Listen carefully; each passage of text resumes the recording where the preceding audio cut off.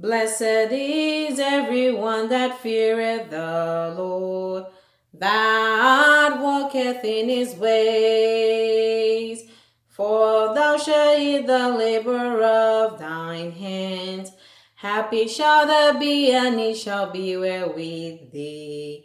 Thy wife shall be as a fruitful vine by the sides of thine house.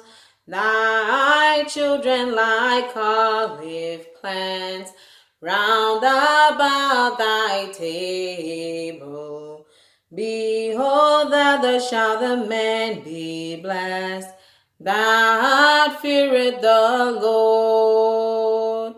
The Lord shall bless thee out of Zion, and thou shalt see the good of Jerusalem all the days of thy life.